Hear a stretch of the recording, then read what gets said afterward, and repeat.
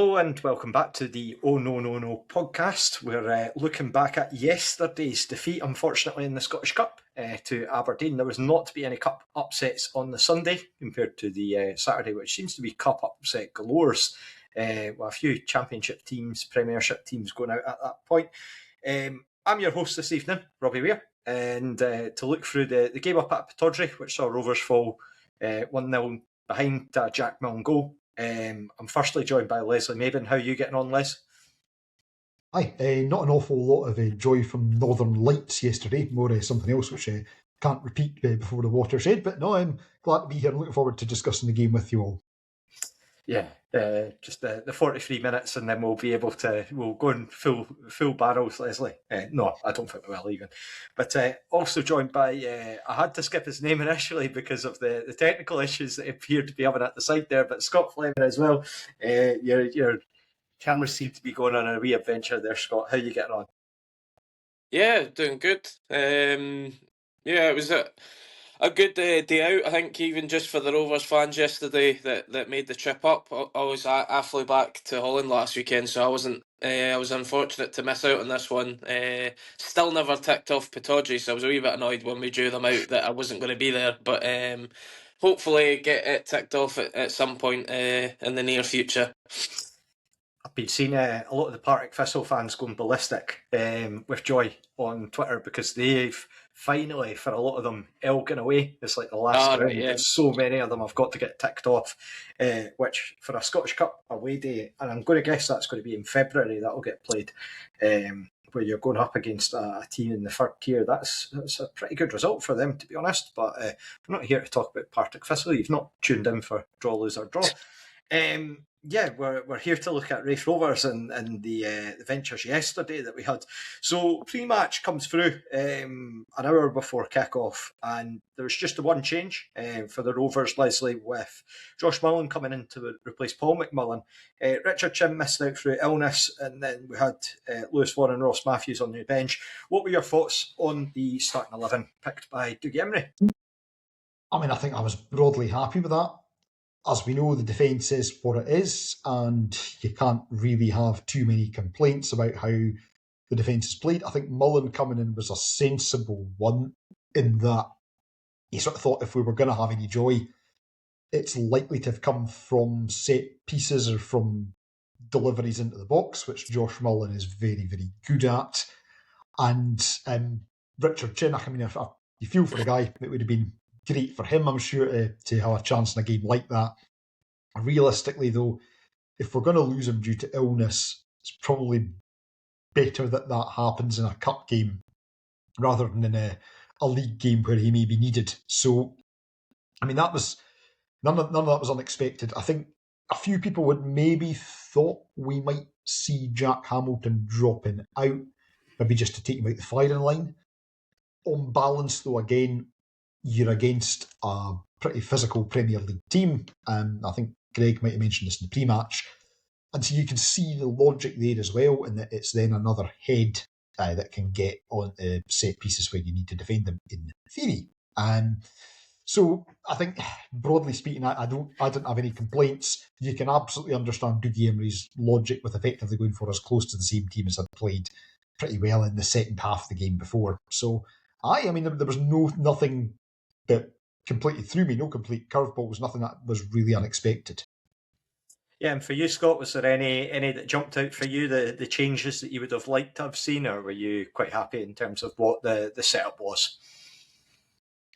I think with what we had available to us yesterday was kind of broadly what I would have went with. I've been saying for a number of weeks, I know Les touched on it there, that I do think had we had another centre forward that was kind of fit more than anything, that potentially you could have swapped him out for Jack Hamilton. I've been trying to say about, and again, it kind of became apparent anyway once the team knows that it wouldn't be the case, that I would like to try Chin almost up top just to see what he can offer, because he clearly has got plenty of pace, plenty of skill, and he's just direct. He wants to take on people, and with the two centre halves that Aberdeen put out anyway yesterday, one of them was a central midfielder, and the other one's a young lad that Yeah, he's had some sort of decent performances, but it's guys that are low in confidence. So these are guys that you want to be kind of testing them, and I mean we've seen it. Obviously, we'll go through the game, but we've seen it at times that they are a sort of side that are struggling with confidence. So it would have been good to have somebody that's a bit more sort of upbeat and somebody that's kind of not had such poor form going into the game like somebody like Jack Hamilton's had. But at the end of the day, Hamilton also gives you the offer of, on his day, he can hold the ball up, he can knock it down to some players, try and bring his sort of Eastons or Mullins, these sort of players in to play beside him. But yeah, I think with what Dougie Imrie had yesterday, there wasn't too much that I would have changed. Actually, I think I said it maybe in the group chat as well before the game that potentially I would have gone with Rowe. It might have been harsh on Rowe, but I actually could have potentially seen him dropping out with putting Doherty back to right back and then playing Matthews if he was fit enough, or NCO. But that was purely more for the fact that I was a wee bit worried that they would target Rowe. But I also expected them to start Carlson. So he was the kind of guy. If they were starting him, I would have been really worried for Rowe because I mean when Carlson did come on, he did give him a few problems. But other than them two, I couldn't really argue with too much of what we went with, to be honest. Yeah, I mean, I think it's really valid to sort of point to the fitness of Lewis Vaughan and Ross Matthews. These guys just coming back from injury, and they're going to be a great help into the squad when they do get into that full fitness, because it just offers you the ability to be able to change it up. I think the players that we've got to be able to change it up at the moment, and the likes of Lewis Gibson in particular, being able to bring them in, it does make a difference, but you're kind of looking like for like changes for a lot of them at the moment. And I think with Lewis Vaughan in particular, less so with Ross Matthews, because you can sort of compare and contrast to your Scott Brown, Jordan Doherty, Paul Insil, etc. in the middle of the park. But for Vaughan, there's nobody else like him. So we've got to err on the side of caution given the nature of the injury. I know it's tendinitis, it's been flagged, so it's going to be one that I'm sure they'll keep an eye on, and hopefully it's well away now. But yeah, just really positive to see those guys back in the team. And I think that, Les, you're absolutely spot on. Seeing Josh Milne coming in, had a really strong second half against Arbroath, so he deserves the opportunity to be able to stake a claim in the team, particularly after Paul McMillan had a relatively quiet afternoon, shall we say, against Arbroath. So the first half starts. Scott, Dougie Imrie spoke pre-match about sort of trying to keep almost the home fans quiet. Aberdeen starting the game comfortably. What did you make in the first 10 minutes? Did you just see it was a real sort of... Did you fear it was going to be maybe a long afternoon? Aberdeen looking a bit resurgent compared to where they've been recently, with the players that they've got? Yeah, I mean, I think I'd quite quickly, it might have even been before the goal, but it was definitely as they scored. I'd put into our group chat that I was extremely worried with how we'd started the game. We stood right off them, and literally from, other than the kickoff that we took, we never really had much of the ball after that in the first 10 minutes. I don't even would say that they were really like popping it about and moving us a lot. We just stood off them and allowed them to pass it about, and then they stuck a few crosses in, had a corner and stuff. But I was just extremely like more frustrated at the fact that it's a cup game, one off. This is a team that I put it on Twitter as well last night. This was an Aberdeen side that are no great shakes right now, low in confidence, as I've already said. They were absolutely there to be got at yesterday, and I think Dougie Imrie obviously would have been trying to make sure that we were still in the game after 15, 20 minutes, to make sure that we were kind of not giving them anything to sort of thrive on. And guys like Lyle Cameron, Stuart Armstrong, Clarkson, these are all really technical players that like to get on the ball. And when you give them plenty of time on the ball, they're going to create chances. So that was my worry in the first sort of 8-9 minutes before they even got the goal. But then, yeah, the goal itself just kind of made me think that this could be a long afternoon, but at the same time, I was still trying to be on the positive side and say, well, this is an Aberdeen side that, again, that are not playing well right now. So if we can settle ourselves into the game and keep it at 1-0 for as long as possible, then maybe we can change it. But yeah, I must say I was quite frustrated with how we started the game, for sure. Yeah, and Aberdeen, they did take that 1-0 lead. Rangers loanee, much to the chagrin of certain elements of the Aberdeen supporter, Rangers, in a very uncooperation agreement move, decide to loan Aberdeen a Rangers player right before we play them. Lyle Cameron on the corner delivery, Dante Polvara helps it on, and then it's Jack Milne who bundles it home. Les, of course, I'm going to ask you about a goal from a corner. What did you make of it? Is there any sort of blame that you would attribute as such when you're picking that goal apart? I mean, it's just like Scott said. We started the game as such I don't want to say pedestrian, because we didn't even have the ball enough for it to be judged to be pedestrian. But we had so little of the ball for our first 10 minutes that it was at points like watching a League Two side against a Premier League side, just with how little possession we had and how sort of little effort we were kind of putting in to get it. And then I think Rowe turns it behind for a corner. I mean, it was fair enough. That's what you would do in that situation. But you did feel, you were kind of thinking by that point, okay, they've turned up for this. The corner comes in. Paul Hanlon, I think, comes out to help out in the middle. I don't know. I think there was a few of them were on former Rovers right back turned attacking player Kevin Nisbet. And Milne and Polvara just peel off at the back post. Jack Hamilton then realises what's happening is a little bit too late, and by which time Milne is able to get his head on it about probably less than a foot from the goal line.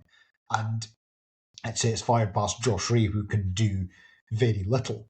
Now, I was watching the game at home on TV, and the one thing that I think would have been really confusing would be if you'd been in the ground, because there was a very lengthy VAR check for something that wasn't a VAR check, and that probably would have, I think we would absolutely have got away with one if that had been ruled off, because there was nothing in it. But then you had this very, very long check before Kevin Clancy decides that it actually is a goal. So I think, I mean, as a team, you've got to be defending better than that. You can't have two guys. You can't have two of them both sailing in at the back post. I mean, I used to play fives, and there was a guy who used to constantly, every single corner, he would be screaming at people to get the posts. Every single corner he'd be screaming, posts, posts, posts. I mean, this would be about 15, 20 years ago. So I know clearly the technology and the tactical nous of football has moved on, but he would have been absolutely vindicated there. But I mean, I think it would be a bit unfair 10 minutes into a big game at Pittodrie to single someone out for criticism. But as a team, we've got to be defending stuff like that better, no matter who we're playing against. I think the main frustration for me is that it's not about that corner. It's the fact that you mentioned J. Rowe earlier on. J. Rowe seemed to be on an absolute mission to get every single header after that out. He was fantastic in terms of his defensive clearances. When it came to the numerous corners that Lyle Cameron was putting in the box, to the point that Tony Docherty on the commentary actually called it out and sort of was saying about how well he'd done on the defensive side. I think that, look, I mean, you're always going to want to see situations like that cleared up quickly. Whether Josh Ray, people have seen a bit of criticism about him, whether he could have came off his line and came through bodies, and I think it's one where falls into that category of diffusion of responsibility. He's probably thinking that the defenders should be picking it up. Defenders might be thinking, not realising about the second contact with the ball. It's probably easy from our perspective to sort of point fingers and sort of pick through that and go through it. But Scott, Leslie mentioned that sort of rather lengthy VAR check. You have been tuning in from the Netherlands, as you say. Like ourselves, because I'm very much of the same mind of Leslie, there was nothing in that. I'm going to guess that was the same for you. Just seemed a bit of a daft moment in terms of the VAR getting used. I mean, I can understand if the ref had maybe just a little bit of a sort of, he wasn't sure if it maybe hit off an arm or something, but it was more just the length that it didn't need to be 3 to 4 minutes that it took. It was like you could have easily seen it within a minute what had gone on, but for some reason they decided to really zoom in on all angles on it. But I must say, I don't know. I'm maybe just a little bit more harsh, and I genuinely think that has to be dealt with by Josh Ray. I cannot have a goalie that cannot claim a ball 1 yard for his line. I just, for me, that's almost inexcusable for a goalie to not be able. I'm not even saying that he has to catch it, come out and punch it, do something, because I tell you something, goalies are untouchable in the box. So if he comes for that, guaranteed he's going to get contact for one of the Aberdeen boys that was at the back post, and the ref will blow up. So I always say that the goalie's got an advantage straight away, because anybody that goes near him, if he goes down, the ref's just going to blow for it every single time. So for me, I think that Josh Ray has to be, as I say, if he can't come and claim it, even though it's a yard off his line, go and punch it and just make sure of it, because we had the same problem with Kev. For a lot of the time, people were saying that he's flapping about, and for somebody his size, he was an even bigger sort of size of goalie, and he wasn't great at coming and collecting the ball. Josh Ray seems to be quite similar, but I think that's just your modern day keeper, to be honest. Yeah, That they didn't come and claim balls, which you see them every week in the warm up. They're getting balls pinged in, and they're catching them every single time, and then you're going, I've never seen that in a game yet. So it's strange, but yeah, I think I spoke to a few of my mates as well, and the general consensus was that we thought that Josh Ray has to be dealing with that, just the fact that it's a yard off his line. But at the same time, yeah, whether he thinks that one of the Aberdeen boys is in his way, I don't know. I just think that a keeper has to be more commanding that close to your line. Yeah, I mean, it's when you watch it back, it's one where like if he feels, I'm sure that if he felt that he could go for it, he would. I don't know what the rationale behind it is. As again, you need to look it back and see where he's at and what he's thinking about it when it's coming in, and whether he feels like he'll actually. I know it's so close to the goal, but again, is he thinking, right, I should have defenders there? What's going on? As to when he's watching the actual first ball come in, and then you see the connection, realising where it's going, as to what happens with it. But yeah, just moving on from that point. We then go into a bit of a spell where Rovers rebound into the game and start taking a bit a degree of control, Scott. So we started seeing some defensive mishaps at the back for Aberdeen. So firstly, Josh Ray puts the ball up the pitch, and for some reason, whatever it is, that Darryl O'Connor seems to be in the attacking midfield role, almost going up against Jack Milne, and then it just becomes, talk us through that sort of, I don't really know how to phrase it other than a sort of defensive stramash in the back line, because basically Mikey Devlin tries to header it back, it gets under Paul Vara's feet, Dimitar Mitov sort of spells it out, and then Milne's got to rush over and clear it before Josh Mullen gets in. Was that sort of a window into what might have been? Were you hoping at that point Rovers could take confidence, be quite bold going forward? I think more than anything, that sort of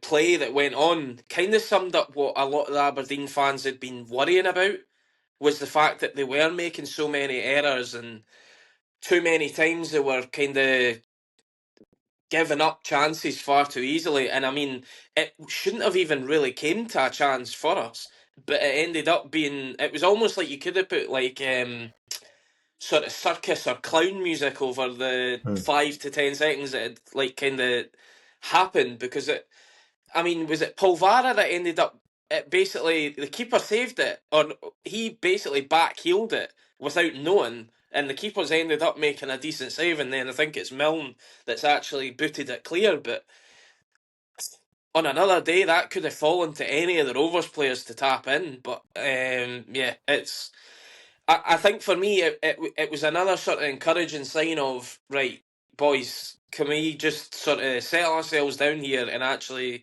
have a go at them here? Because, I mean, again, you probably say, like, I'm going off on a tangent, if it was at home, for instance, you would like to think that we would have been more on the front foot being the home team. Yeah. But at the same time, I felt that we were very standoffish up until they scored. And then it was almost like that goal woke us up and was like, right, well, we have to go for it now because we have to get a goal. And so, yeah, I think the boys definitely woke up from that goal. And as I say, from that effort, it was just... It was just what I was expecting for Aberdeen, going by what I'd heard and what I'd kind of little bits I'd seen of them on the telly this season, was that I was expecting a poor sort of top flight team now. I mean, they've got players that should be better than what they're doing now, but as I say, I mean, it's probably going to be the most used phrase is the fact that they're so low in confidence. Like, and I think it was the either the commentators or, well, to be fair, one of the commentators is an Aberdeen fan, and Liam McLeod was saying it all the time. He's like, I've seen this so many times this season. Like, just how many times there's been a sort of calamity at the back. So, yeah, more than anything, I was just like, well, hopefully this continues and we actually can pound some one of these chances. But yeah, sadly, we weren't able to sort of get it to fall to one of our players at that point in time. Well, I'm going to give you a shambles apiece here, Leslie, because I'm going to turn to you for I think it was Clarkson and Mitov. Mitov plays a short pass back, and then for whatever reason, Clarkson sort of chips the ball almost back to Mitov, and almost ends up in the back of the net. At that point, are you thinking again, Rovers just gaining a degree of confidence to be able to sort of push them up the pitch? Because Aberdeen, you are wondering if they could be the masters of their own downfall at that point. So I wouldn't say he chips it back to Mitov. I would say he half volleys it ferociously back to Mitov. It was a more powerful effort than the Panenka in last night's AFCON final. It was absolutely bonkers. And so, like you, it kind of escaped me who it was. I think it might have been Clarkson, but it was clearly he was trying to play the ball back to his keeper. He overhits it, and then Mitov tries this clearance that very nearly bounces off his leg and rolls into the net, and thankfully doesn't. When you saw the photo, there was a photo that the SNS media group had put up, and it actually looked, because of the angle and everything, it looked like Jordan Doherty had a good shot, and that Mitov was blocking it with his foot. If you hadn't been aware of the context, you would have thought Jordan Doherty had just been unlucky. I mean, it was it was another calamity. It was the kind of moment where it needs, like Scott was saying, it needs like Danny Baker or Rory McGrath's voiceover to one of these only goals and gaffes things. But no, I mean, I thought exactly the same thing. You're thinking at this point, they've got a mistake in them. And, we don't need to sit in. We don't need to sit in and try and nick something here. If we're able to exert a bit of pressure on that defence and on that goalkeeper, there's a chance that something might come. I mean, as it was, we were feet away from being back in the game. And our best chance of the whole first half, really, coming without one of us having touched the ball. So, no, I mean, I was definitely, when that happened, I thought, right, there's a mistake in here, and it's on us now to actually try and force another error. And I think at that point, I'll put in our group chat, if you have a competent forward line, Aberdeen are absolutely there for the taking. And that's what I was thinking, right, they're absolutely there for the taking if we can take advantage of that. Yeah, we next bit that I've got in my notes, Scott, is the booking that came in the first half for Emmanuel Jamfi. Rovers at one of the, I suspect it was probably one of those Leo Cameron corners I've been banging on about, but there was a breakaway where Dylan Easton, well within our own half of course, gets brought down. What did you make of the booking? Quite an easy choice there for Kevin Clancy, given that even though he was he had cover, really not able to potentially call that a goal scoring opportunity, would you say? Yeah, it was definitely not a sending off. I think you'd have been extremely lucky had the ref pulled a red card out there. I don't know if even if the red card had come out, might have VAR stepped in and actually said, look, you might want to have another look and say, look how far the boy is away. And even Dougie Imrie had a joke on BBC with his post-match that said, I'm not even sure Dylan would get to the length of the park if given the chance. But Yeah, I think it was the correct call. I think it's a debate. Had he been close to the halfway line and it had happened, I think that's kind of your barometer, I would say. If you're anywhere near the halfway line and then from there into their half, that's when you've got the question with how much space he had to run into of, is there going to be anybody that can catch him? And has he got like the likelihood of a big goal scoring opportunity? But sadly for us, it was basically halfway into our own half, so he was, as it was a good 65, 70 metres till he actually reached their end of the sort of the goal. So no, I didn't have really too many complaints about the yellow card.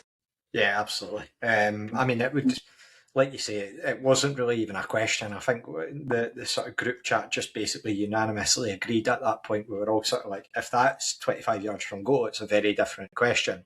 But because you're 25 yards, 30 yards away from your own goal, it's not even going to be anything that comes close to that sort of point. But then that did sort of act as the prelude, Leslie, to a spell of Rovers pressure where we sort of saw probably the best chances that we created rather than Aberdeen creating chances for us.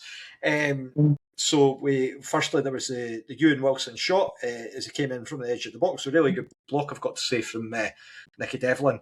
And then on top of that, Josh Mullen, a sort of curling effort that never really troubled Dimitar Mitov, but he gets into position to be able to have a sort of take a chance from the edge of the box, but just can't really get the sort of power or angle onto it. What were your thoughts with those opportunities and just how Rovers have performed in the first half overall? We're getting more and more in as a half overall. There's no doubt about it that whether we came out and were a wee bit more confident or whether Aberdeen were starting to think, oh God, we've got a mistake in us and starting sitting a bit deeper, I don't know, but we were definitely growing into it. We were winning more in midfield, we were getting forward more, we were starting to get things away, we were starting to win corners. And yeah, I mean, I think Wilson, deserves a lot of credit for, this is not the first time where he's got into the box and he's not been afraid to have a shot. So he did it away at Ross County. I think it was at Airdrie as well. He forced a very good save out the keeper.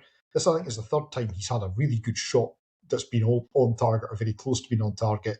I do think, by and large, Wilson had a good game for us yesterday, but long throws need to get into the bin.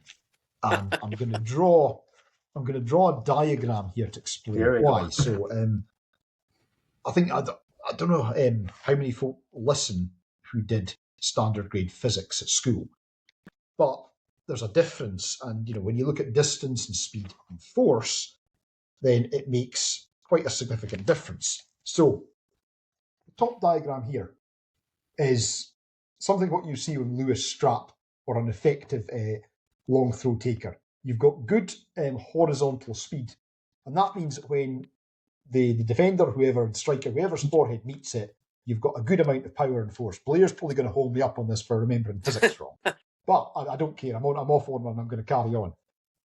With Wilson, it goes up in a big curving arc, which means that the ball goes up, it enters the stratosphere, it gathers snow or whatever it does at the height that an aeroplane flies at, and then it comes down extremely slowly, and that either gives whoever's trying to defend it plenty time to get their head under it and head it away, or it's then lost all its pace and you're trying to head a ball that's coming down almost onto the top of your skull.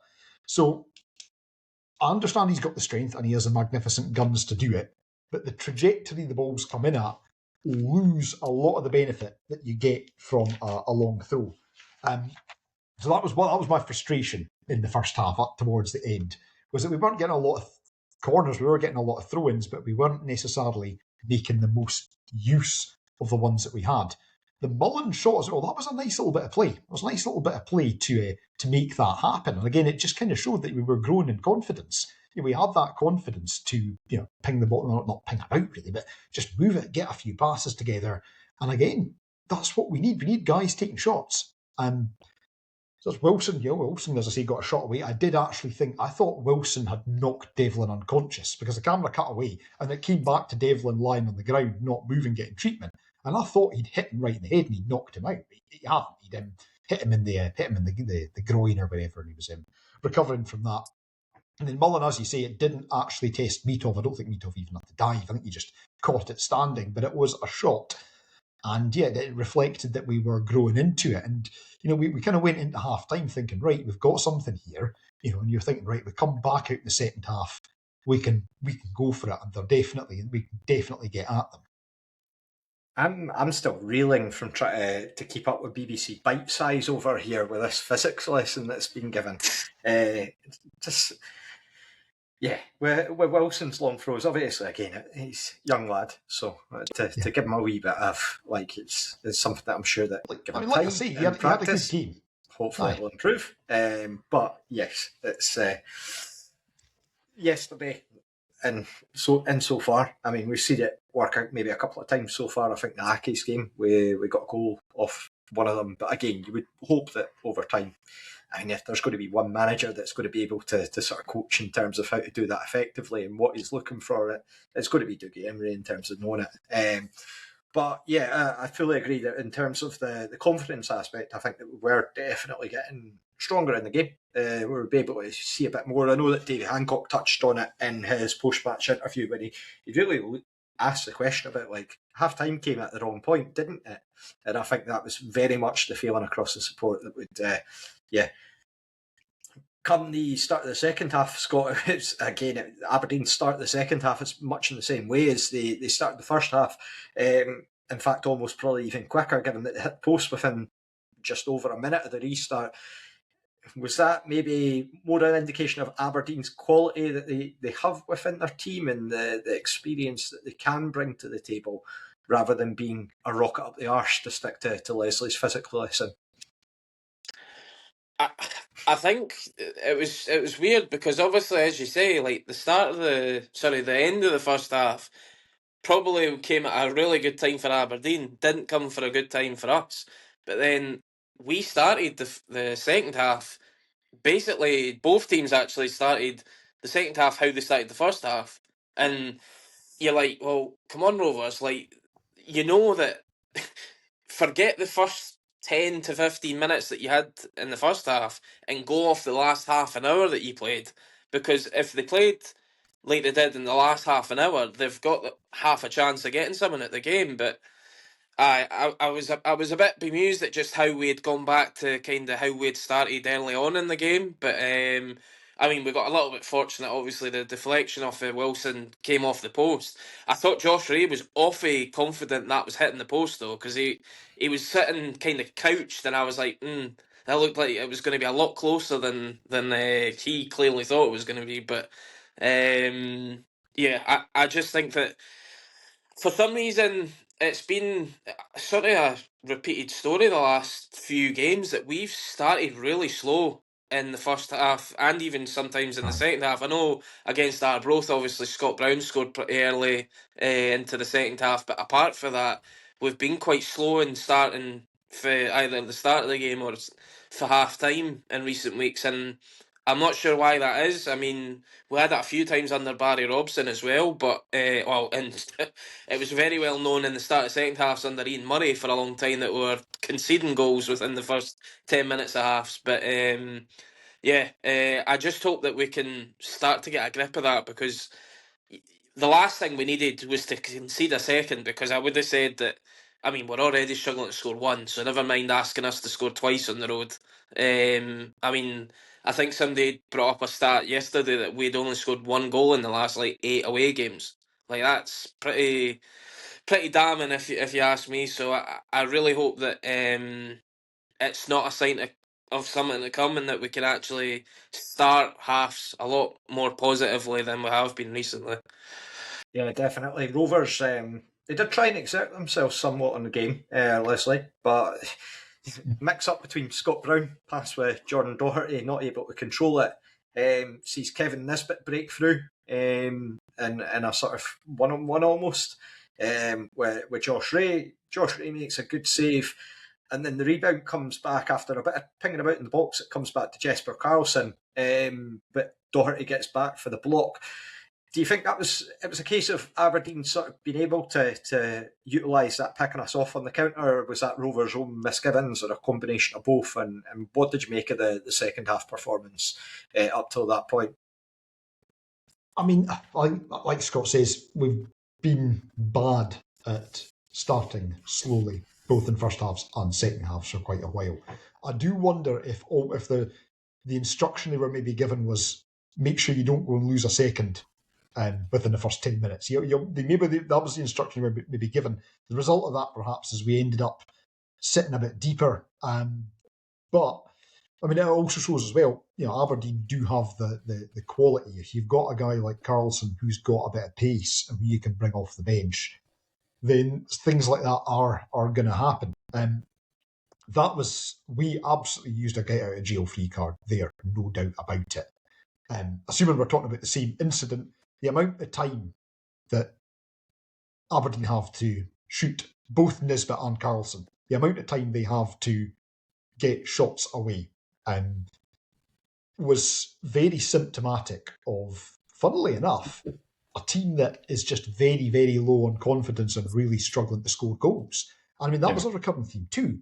If I'd had a bit more time to prepare tonight, I would have done another quiz for you. And I would have taken some commentary quotes, some of Liam McLeod, and some of the analysis, because so many things that they said about Aberdeen were almost word for word the same as they are for us, about struggling to score, being low on confidence, symptomatic of attacking players that just don't have the confidence to get a shot away. That was one of those things. There was a number of times in that move where you're thinking, right, that's it, that's going to be it, that's it, in game over, and it just wasn't. That was the point where I thought, right, we really need to make a sub, and we'll come on to this, I'm sure, in a few minutes.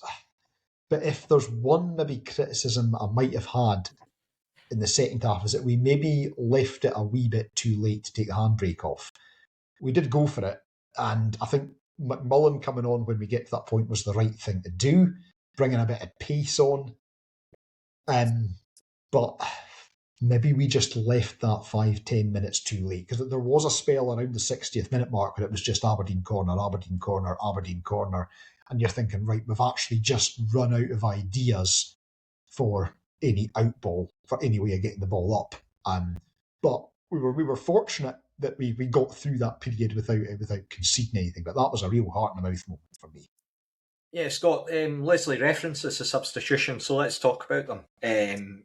First changes came on the 69th minute. We saw Kai Montague come on to replace Dylan Easton, which, to be honest, is probably quite a bold sub, given the occasion. And then we also saw Paul McMullen replacing Andy Winter. What were your thoughts on those changes initially? I think definitely Winter was one that, if you weren't going to take off Hamilton and put Winter up front, then I would have taken him off, which obviously he ended up doing.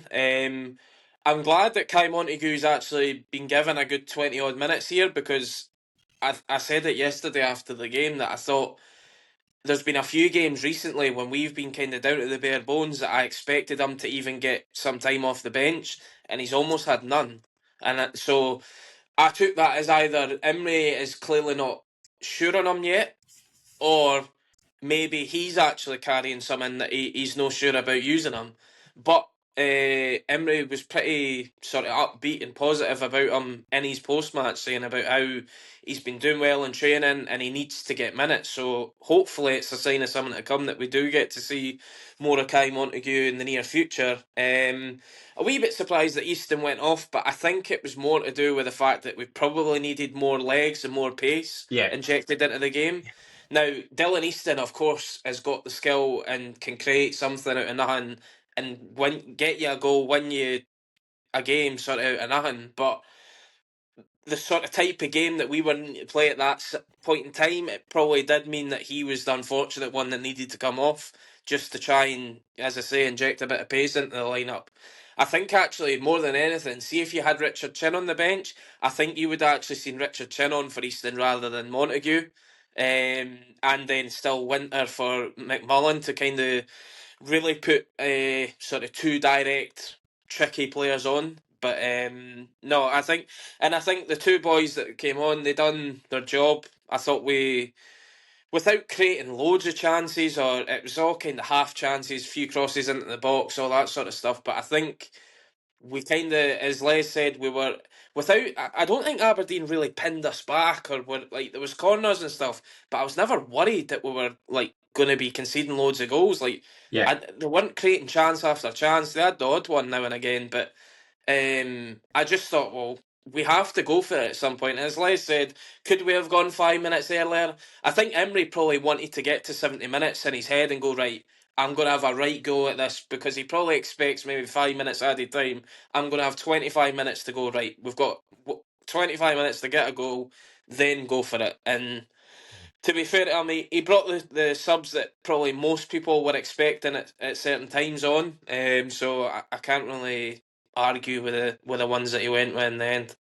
Yeah, so we'll talk about the remaining subs now. So we saw, firstly the changes, saw Ross Matthews come on for J. Rowe, and then later after it was a sort of double substitution, which saw Lewis Vaughan replace Jack Hamilton and Paul Nseo come on for Josh Milne.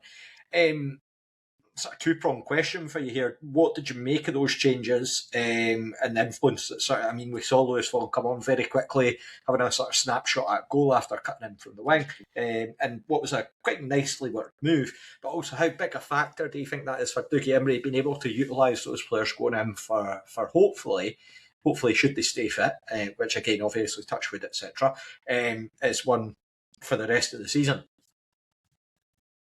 It's just glorious to see Lewis Vaughan coming on, and it's just magnificent. And it's just the way it just lifts everybody. And Carol talks a lot about body language, but you could see it. Vaughan, he's on, he's shouting, he's communicating, he's getting folk organised. The minute he's on, he's wanting the ball, he's shouting for the ball, he's telling people what to do. Having somebody like that coming on who also has the quality and is always wanting the ball, trying to make chances, things like that. Before I say a bit more about Vaughan, just a word as well for Paul Nseo. This is the boy's not shy. He'd been on the pitch for about 30 seconds and he starts ramming with Shinnie. He's probably the most experienced player on the pitch. I don't know what went on because the camera was looking at something else, but it then cuts back to Nseo having to be separated from Shinnie, having been on the pitch for about a minute. So I have no idea what was going on there, Ben. Good on him for getting stuck in and not being afraid. And just to pick up as well what Scott said about Kai Montague, I think Nseo's a good kind of template there. Because, I mean, you saw Nseo's first games and you kind of thought, he doesn't look out of place, but you didn't really know what he was doing. I mean, if we can get Montague into that place with Nseo, where you think, right, he's had a run of games, his confidence builds up, and he starts to believe in himself, and then it'll be great to see what he can do. But no, just to come back to Vaughan as well. He was on the pitch for, a minute and a half, and he'd already rifled a shot, and I think, unfortunately, he just didn't quite catch it right, and it kind of bobbled, and it was a pretty easy catch for Mitov in the end, but he'd got a shot away within seconds of being on the pitch. And he'd also put in a decent cross not long after that, which Jordan Docherty, unfortunately, just couldn't quite get his head on. So, yeah, it's the quality, and that's the thing with Vaughan as well. It's not just the shots and the goals, but it's the assists as well. We saw at Falkirk last season how good he can be at doing that. So you're bringing on a bit of quality that nobody else, as we say, had. I think it would have been too much to ask for Vaughan to be on earlier. And I think, as we always say, that's the big trade-off of Vaughan, is you just have to take what you can get. If you can only get 10 minutes out of him, that's what you've got to take. And if that means that we get a bit more of it out of him for the league, then great. But no, great to have him back, and great to have somebody up front shooting as well. Yeah, 100% agree. I mean, it's. I think it's the trade-off that you've got in terms of the difficulty is that without wanting to slaughter Jack Milne, because I feel like that's been done to death in terms of like the discussions that have been had, and I know it's an ongoing thing. I think that he put in a shift yesterday with the hard work and the effort, but again, ultimately what you're looking for is when Vaughan comes onto the pitch, it's just the directness and being able to cut inside and being able to offer that. I think with the way that he's playing, I think that even on a day like yesterday, it gives you something that you can be quite happy to take away and sort of say, like, look, he's back. He's a talismanic presence. There's no other real sort of way to put it in terms of the team. And he's been a big loss for the time that he has been out, and it's just been unfortunate on that front. Scott, what did you make in terms of the final sort of substitutions and just being able to see, as I said, as Leslie says, Lewis Vaughan back on the pitch, Ross Matthews as well, back being able to contribute? No, of course. I mean, two guys that have been with the club their whole career, and two guys that are really well liked amongst the fan base as well. So you're always going to get a lift when these sort of lads take to the pitch. It was almost an absolute horror show for Ross Matthews when he started, though, because he, for some reason, thought he was at the Aberdeen ice rink, I think, in the first minute, because he was. It looked like he clearly didn't even have the proper boots on for something, because it was just he was falling over everywhere like Bambi on ice. And I'm like, what is going on here? I mean, I know you've been injured for a couple of weeks, but surely you can how to run. That's one thing of Ross Matthews' job in midfield that we would say that's probably one of his strongest, that he can run about the field, and he just couldn't get to grips with whatever under his feet. But thankfully, in true Ross Matthews style, he then went flying into the challenge to make sure that he got back and won the challenge. But yeah, in terms of Vaughan, I feel like it's been done to death as well, with the fact that everybody's just desperate for him to stay fit as long as he can, because the longer he can stay fit, the more chance that we've got of being successful, because on his day, he's arguably one of the better players in this league, and everybody knows as well, had he not had his injuries, he probably wouldn't be with us, and he'd probably have had a go in the top flight by now. And I think it's just a case of he's been extremely unlucky his whole career, and I just hope again that we get at least to the end of the season where he can play as much minutes as he possibly can, because we I know that the fan base are starting to get really sort of on edge about needing a centre forward in the door, and we absolutely do need a centre forward in the door, but it will take a massive weight off of Dougie Imrie's shoulders, but also actually Jack Hamilton's shoulders. Yeah. If Lewis Vaughan can stay fit, because it means that then if you bring in, well, there's no if, we have to bring in a centre forward, then you've got three options if everybody's fit, and even potentially Winter, who, again, I thought he was a bit anonymous at times yesterday. I'm not sure he actually seems to be comfortable out wide. I'd like to see maybe if Vaughan can't give us sort of a full 60 or 70 minutes at the start, I would potentially look to go with Winter on Saturday for the start, up as the number 9, just to see what he can offer, because he actually looks all right in the air. There was a few times he was winning headers and sort of using his body well. The problem was that out wide he doesn't seem like somebody that can take on a man. Like, that's not really his game by the looks of it. He just seems to be somebody that's quite athletic and can sort of run about, put himself about, and I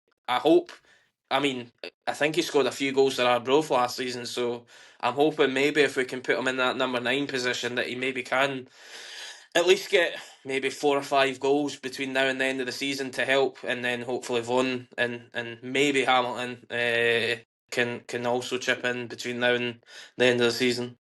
Yeah, I think that I totally agree with your points that you've made on Andy Winter and sort of how he's came in. I think that he's been like 6 of 10s all round so far. I think it's pretty fair to say. Like, he's not had any games where he's sort of electrified and hit maybe the heights that you'd want to, but also at the same time, I don't think we've seen anything that's like out the ordinary, like terrible.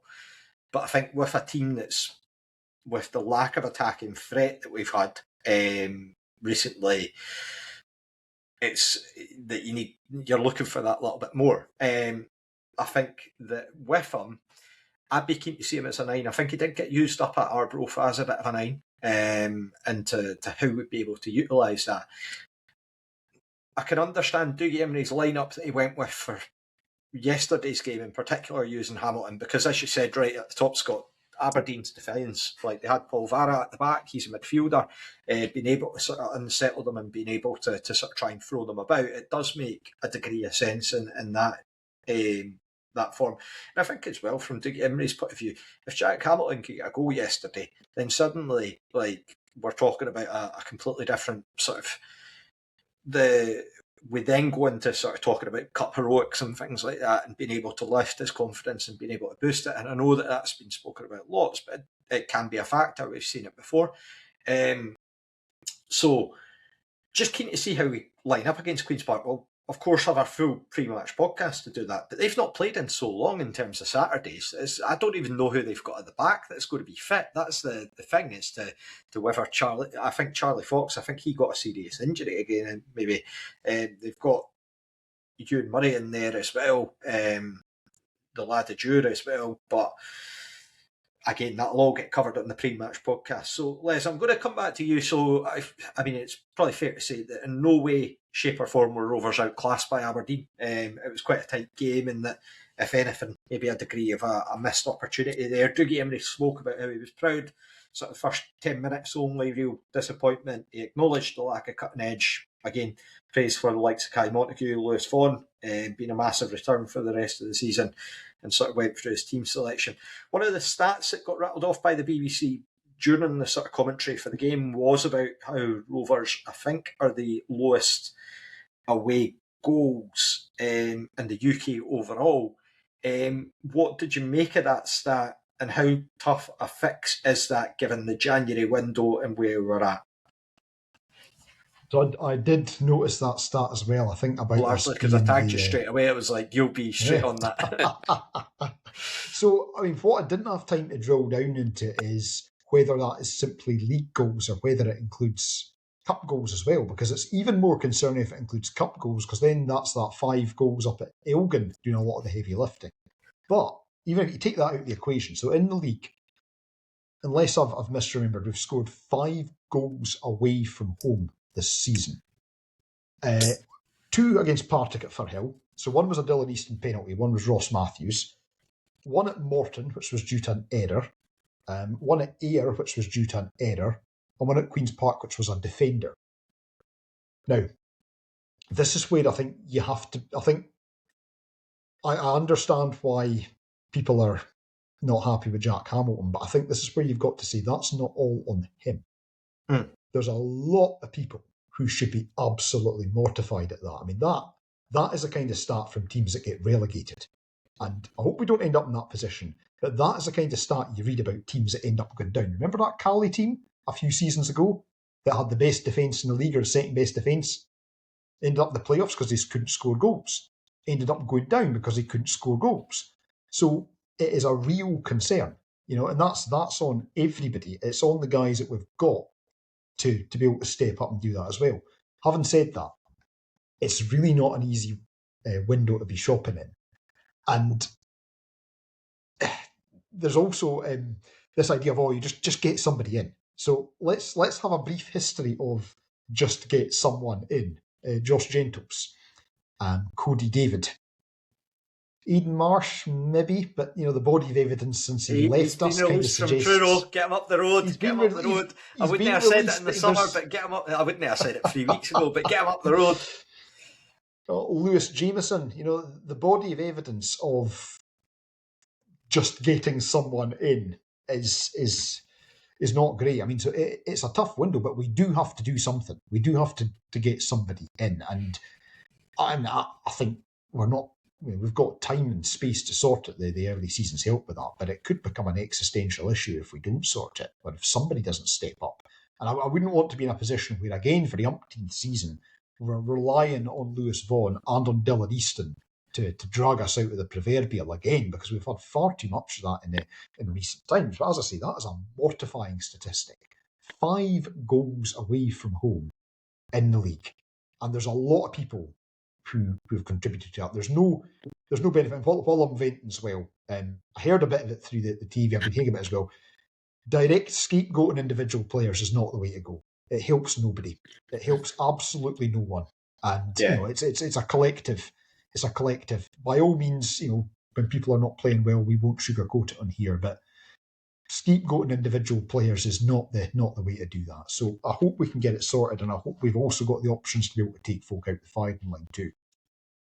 Yeah, we didn't. It was actually Scott Brown. I don't know if anybody still was hanging on to the post-match interviews and stuff on BBC's coverage, but Scott Brown was also interviewed post-match, and he even said himself, like, I think the sort of the guy asking him his questions was trying to reiterate how low scoring we had been this season, but Scott Brown openly said himself, he said, yeah, but we're not creating chances ourselves as a team. He says you can have whoever up front.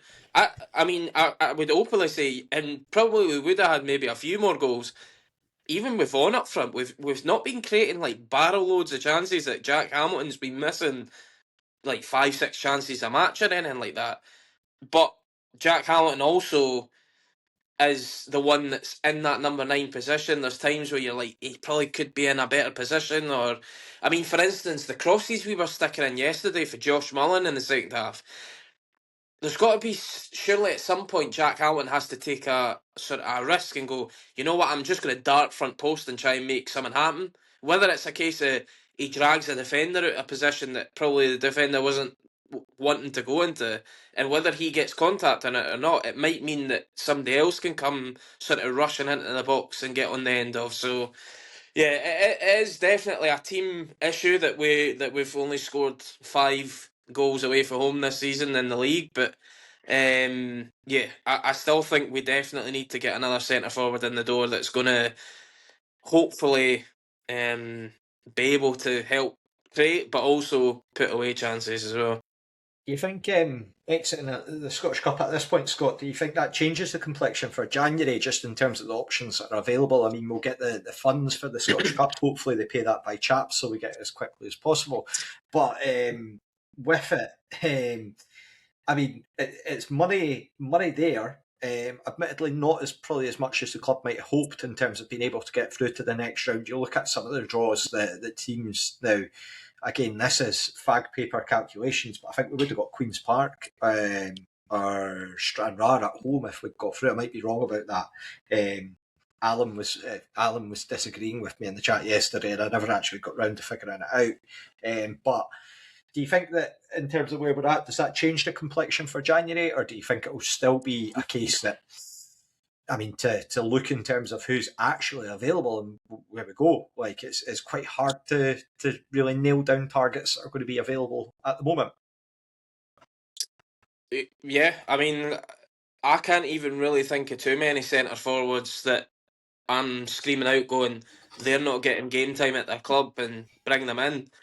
I think it could even be a job that Imrie's potentially looking down south to a League One or a League Two club that are potentially have got somebody that's on the sort of fringe of their team, and can he come up and do a job? Somebody like an Aidan Marsh that's trying to, like last year, he came in, nobody had really seen much of him at all, or really even heard of him. But even in that sort of short time that he started that game at Falkirk, and you went, I like the way that this lad's even just the effort he was putting in because he was trying to make an impact. But if we can get somebody like that, I mean, the Pars have just went and signed somebody. I think it was for Bristol City on loan. He looked a handful against Hibs when in the parts of the game that I saw on Saturday. So I think we might need to dip into that sort of market because I'm really struggling to think of players that we're going to be able to get in Scotland that are either going to do a better job than what we've got now in our books. But because I mean, the rumour is like Simon Murray's meant to be going to St Johnstone. I don't know if that's even happened yet. So the latest I'd heard was about St Johnstone was the Daily Record running an article because Ollie Shaw is, of course, Hamilton are desperately trying to load them off their books. Now, I know that a lot of people have shouted about Ollie Shaw for quite a long time, saying, just get him in, just get him in. I think the reality of it's a lot more difficult than sort of Rovers just ignoring this player that's sitting in the lower leagues. I think it'll be that Ollie Shaw will probably come with quite heavy premium. If there was a striker in the division right now that I know that wouldn't be, I can imagine, it wouldn't be like a ridiculous amount of money to pay for, is somebody that's in form, is somebody like Ewan Henderson Right. at Airdrie. Ewan Henderson is a very he's a technical player, but he's also got pace about him, more pace than what any of the strikers we've got currently have, and it's just something a bit different than what we have. Yeah. So I think I can't imagine he's on a. Well, I don't know if he's got a further deal past this summer, but even still, Airdrie can't be demanding that much money. At the same time, do we have the money to be going and paying transfer fees right now for people? Probably not. But it's. I just think that that's the sort of player that I would like, that sort of player in our team right now, to try and it's somebody that's high in confidence as well, that's been banging goals in. So I think, but at the end of the day, Airdrie probably aren't going to sell to a rival, because at the end of the day, they're going to want to stay in the division. Yeah. So, and you've already seen it with Queen's Park, have already thrown out a $100,000 deal or whatever it was for Josh Fowler. So, Yeah. like, not fancying a move to Corsica, was it? Of all places, I think. I had seen something about that, yeah. Yeah. See, I can see a scenario actually where Ollie Shaw ends up at Queen's Park. Because what will happen, you see, I think the Queen's Park know that at some point a bid's going to come in for Josh Fowler that's too good to turn down. And they've got this, as long as they get past Stranraer, they've got a cup tie away at Ibrox as well, another one.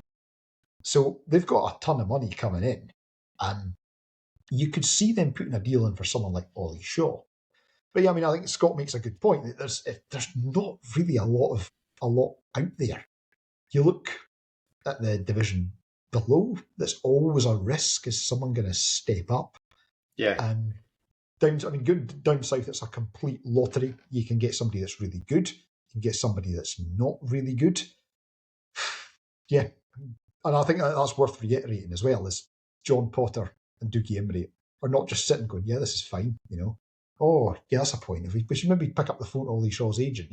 They will be actively looking for guys. There'll be probably guys in training that we don't even know about. They're 100%. looking for guys as well. So just the fact that we're filming popcorn adverts doesn't mean that we're not allowed to we're not allowed to do things at the same time as well. Both can happen at the same time.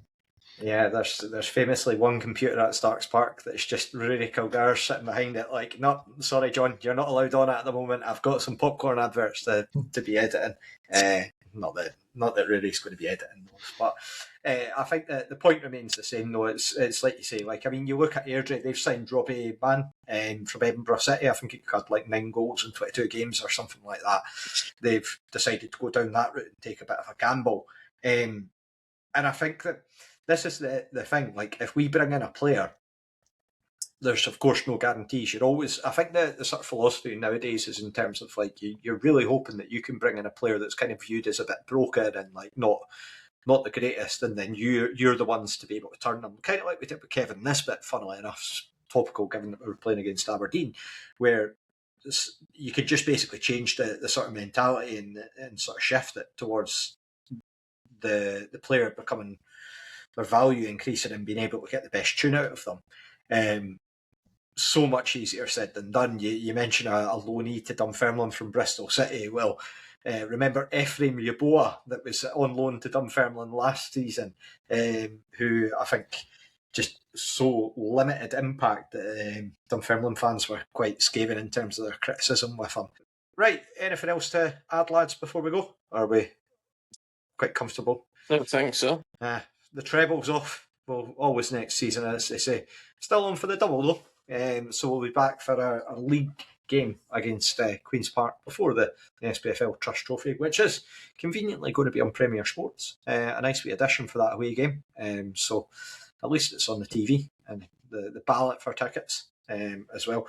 Thank you, of course, for taking the time to listen. And we'll be back later on in the week. But until then, bye for now.